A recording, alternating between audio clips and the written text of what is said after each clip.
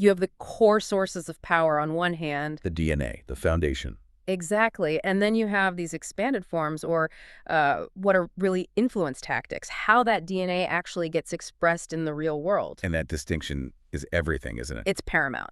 When we talk about power, we have to know, are we discussing the origin, where the influence actually comes from, or the behavioral method, the specific action a leader takes? If you confuse those two, your ability to analyze any scenario is, well, it's limited. So that's our plan for this deep dive, absolute clarity. We're going to start with the 5 universally accepted power bases.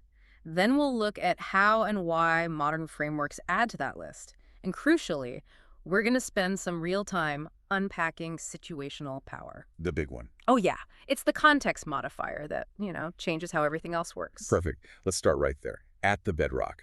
If you want to understand influence, you have to start with the 5 classic sources from French and Raven.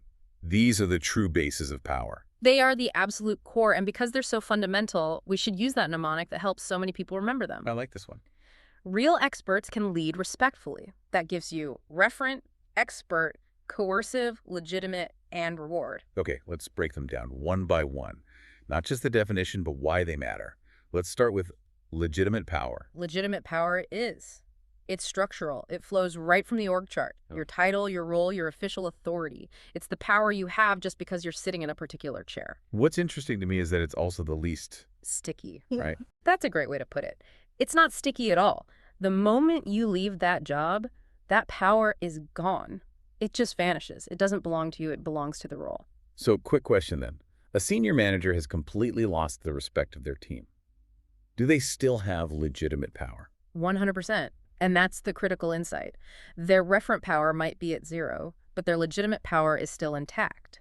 The team may hate the instruction, but they still have to comply. Because the source is the organizational charter, not how likable they are. Exactly. Compliance is mandatory. Okay, that brings us to our reward power. This one seems pretty straightforward. It's the ability to give something of value. It is, but we tend to think of money first, bonuses, raises. Right. But the source material is clear that we often overlook the non-monetary rewards, which can be just as, if not more, potent. Like what? Well, think about getting a high-profile project assignment or public recognition in a big meeting. Even just a well-timed, sincere thank you from the right person. The value is always in the eye of the recipient. And then we have its mirror image, see coercive power. Right. The power to punish, to sanction, to take away rewards. This is the one based on fear of negative outcomes. This one feels dangerous to use. It's potent, but it's very dangerous. Because every time you use it, you're probably damaging your referent power, maybe beyond repair. It gets you short-term compliance, but it erodes all the goodwill and commitment you've built. It's kind of a last resort. Okay, next up, expert power. This is huge in modern organizations. Oh, absolutely. This is power you have simply because you know something or can do something that other people can't. Your skills, your technical knowledge, your expertise. You have power because you hold a key piece of the puzzle. That's it. And it's one of the most respected and transferable types of power. What's important to remember here is that it's often tied to informational control. If you have the knowledge, you also control how and when that information gets shared. And the final one from the mnemonic, the other R, referent power. You could argue this is the holy grail of leadership. I would make that argument, yeah. Yeah. This is power built entirely on relationships, on trust, admiration, charisma. People follow you because they want to, not because they have to. And it's the most enduring, right? By far. It's independent of the organization. Think about a mentor you had years ago. They could probably call you today and ask for a favor, and you'd do it. Of course. That's referent power. It travels with the person. It's the only one that truly belongs to you. Okay, so there they are. Legitimate, reward, coercive, expert, and referent. The 5 sources. The DNA. So let's unpack this next part. If those 5 cover all the bases, where do all these other forms of power come from? Why do guides like PMIs expand the list? That is the critical pivot. It really reflects a shift in thinking from, classic theory to modern practice. Classic theory looked at fixed sources. Where does power come from? Right. Modern leadership practice looks at behavior. Yeah. What do leaders do? So the practice guide blends those 5 core sources with specific behavioral tactics and just calls the whole bucket forms of power. It's meant to be a practical toolkit. So to be a truly informed leader, You have to be able to pull them apart again. You have to dissect them. Some of the additions are just influence tactics. They're not sources of power themselves. Let's take the first one, ingratiating. Ingratiating. This is pure behavior. Pure behavior. It's using flattery, praise, making yourself likable, basically building up goodwill before you ask for something. It's a social lubricant. Precisely. It's a tactic you might use to leverage your referent power, but it's not a source in the same way legitimate power is. It's the delivery mechanism. Okay, and the second big tactic listed is pressure-based. We see this all the time. All the time. This is using demands, threats, persistent reminders, hey, just checking in on that again, to force someone to do something. And this tactic has to lean on an underlying source, right? You can't just pressure someone with no leverage. Exactly. If you're using pressure, you're almost certainly drawing on your coercive power or maybe your legitimate power. It's the action you're taking, not the reservoir of power you're drawing from. Got it. Then we have a couple of forms that are really just different names for the core sources. Yeah, repackaged for a leadership context. So you see relational power. Which is? It's just referent power. It's about building networks, trust, goodwill, same concept, different label. And the other big one is informational power. Right, which we already touched on. It's listed as a separate form, but it's really a key component of expert power. But it's worth pausing on this one, especially now. In the digital age, you mean? Yes. In a remote or hybrid world, informational power has become, arguably, even more critical. How so? Well, think about it. The person who controls the access to the shared drive, or manages the main communication channel, or just knows where all the critical files are, that person has immense power, regardless of their title. It's not just about knowing the information, it's about controlling the flow of it. That's the nuance. Expert power is the knowledge in the reservoir. Informational power is the tap controlling the flow from that reservoir. A project coordinator who is super organized can have more practical power than a disorganized director. Okay, so we have the 5 core sources, plus behavioral tactics and some renames. But there's one last form we promised to dive into, and this is where it gets really interesting. Situational power. It just feels different from the rest. It is completely different. The best way to think of situational power is as a context modifier. A modifier. Yeah. It's challenging because it doesn't live in the person or the position. Its power depends entirely on the circumstances, the environment, the timing. It's like the weather that determines if your seeds are going to grow. So what's its true role then? It seems like it could just flip the whole hierarchy on its head in a second. It can. Let's break it down into 3 points. First, its nature is context-dependent influence. Let's use a scenario. Imagine a huge software project. 3 days before launch, it crashes. Catastrophic bug in some legacy database connection. Okay, that's a 5-alarm fire. Total crisis. The formal project director, who has all the legitimate power, is suddenly powerless. Their authority can't fix code. The entire team instantly turns to, let's call her Maya, a junior database admin who happened to work on that old system 5 years ago. And in that moment, Maya is the most powerful person in the room. By a mile. She has zero formal authority, but she has all the power. That's fascinating, because the situational power, the crisis, the urgency, it's what activated and massively amplified her underlying expert power. You nailed it. Her knowledge might have been dormant a week ago, but the situation made it mission critical. So the key insight here is that situational power shows why someone's power is effective at a specific moment. It's not the source itself. The source was always Maya's expertise. The situation just put a spotlight on it. Okay, so what's the second point about this modifier? The second point is that situational factors can amplify or dampen other power sources. The environment doesn't create power from nothing. It just changes the value of the power that's already there. Can you give an example of that outside of crisis? Sure. Think about legitimate power. In a super-regulated industry like pharmaceuticals, legitimate power is amplified. The situation demands strict adherence to rules and hierarchy. Makes sense. But now take that same project manager and put them in a freewheeling, creative brainstorming session for a new product. Suddenly, their legitimate power is dampened. The hierarchy doesn't matter. The most valuable power in that room is probably referent power. The trust that lets people share wild ideas. Which highlights the third point you were going to make about leadership. Exactly. Flexible and adaptive leadership. If you, as a leader, understand that the situation is the modifier, you know you can't use the same approach all the time. You have to adapt. You have to read the room. You have to read the entire context. An adaptive leader assesses the situation and picks the right tool. Team is calm and motivated. You lead with referent and reward. You're in a sudden regulatory audit. You might have to lean into legitimate and even coercive power just for a moment to get things done. Situational awareness lets you pick the right gear for the terrain. This is the kind of precision people need. So let's bring it all home. What does this mean when you're facing one of those tricky scenario-based questions that asks you to label the power being used?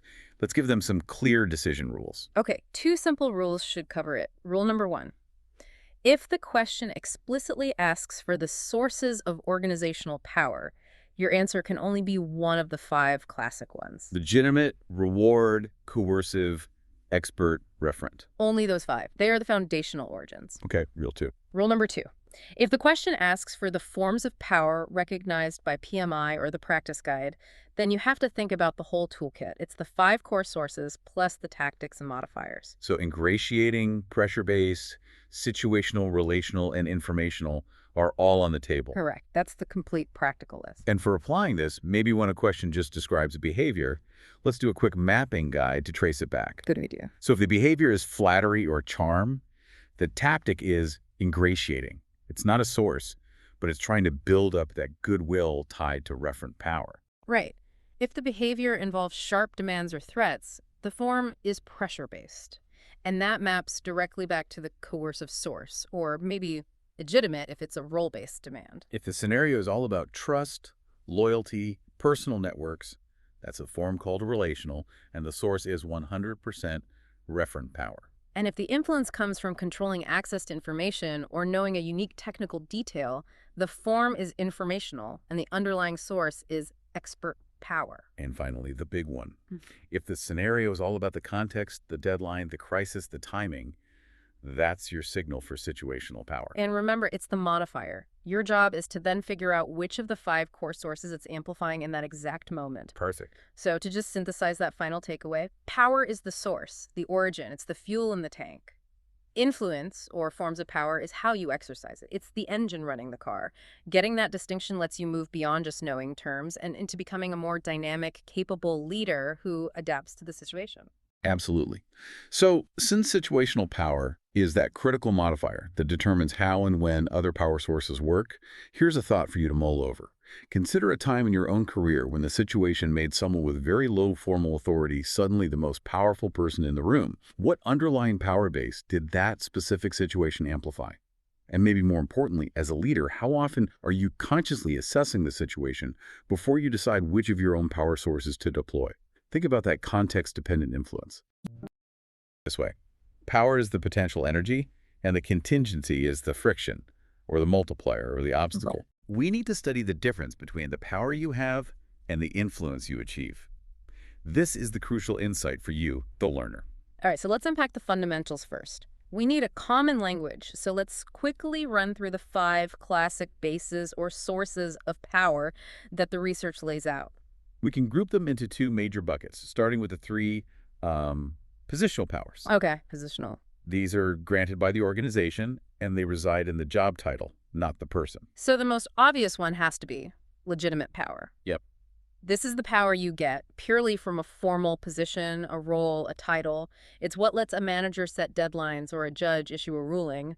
People comply just because they recognize your formal authority. And then you have reward power and coercive power, which are really 2 sides of the same organizational coin. The carrot and the stick. Exactly.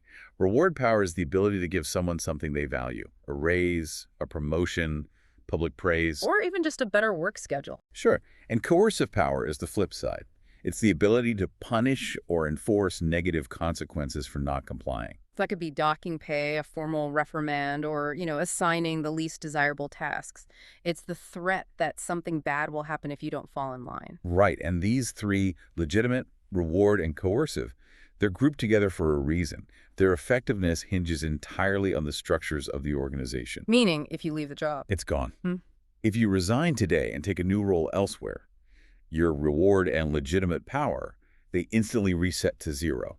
They don't travel with you. Which brings us to the second, and I'd argue more valuable, bucket, personal power. Yes. These bases are much harder to fire, so to speak, because they're part of the individual. The first of the personal powers is expert power. This is power from specialized knowledge, unique skills, or proven expertise. And the research suggests this one is hugely valuable, especially in fields like IT, legal, medicine, places where you really need to know your stuff.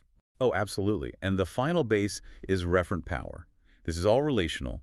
It's rooted in admiration, trust, identification, even charisma. So like a role model, a respected colleague, or a celebrity endorser. Exactly. People comply because they want to be associated with you, they trust your judgment, or they just genuinely admire who you are. Okay, so we have our 5 sources. Now here's the central challenge.